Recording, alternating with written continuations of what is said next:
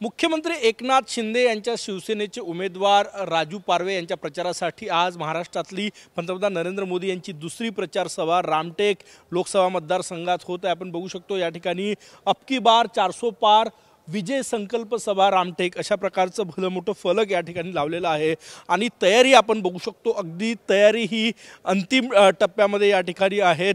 हे दृश्य आपण बघू शकतो। काल रात्री मुसळधार पाऊस या परिसरात झाला, त्यामुळे काही व्यत्यय जो आहे तो तयारीमध्ये निर्माण झालेला आहे, परंतु आता सभेची तयारी जी आहे ती युद्ध पातळीवर सुरू आहे। रामटेक लोकसभा मतदारसंघात महायुतीचे राजू पारवे हे उमेदवार आहे आणि त्यांच्याच प्रचारासाठी पंतप्रधान नरेंद्र मोदी यांची महाराष्ट्रातली दुसरी प्रचार सभा म्हणजे पहिली प्रचार सभा चंद्रपुरात घेण्यात आली।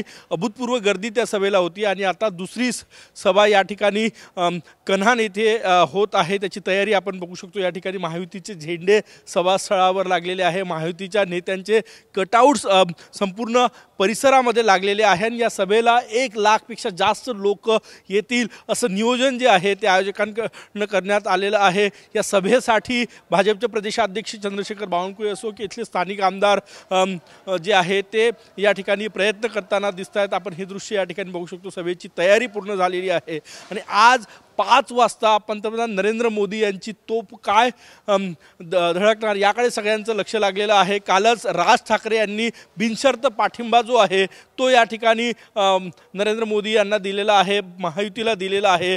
त्यानंतरची ही पहिली सभा आहे, त्यामुळे या सगळ्या पार्श्वभूमीवर आज पंतप्रधान नरेंद्र मोदी रामटेकमधून काय बोलतात, कोणावर निशाणा साधतात याकडे सर्वांचं लक्ष लागलेलं आहे। कॅमेरामॅन सचिन सयामसह गजानन उमाटे, न्यूज 9 मराठी, नागपूर।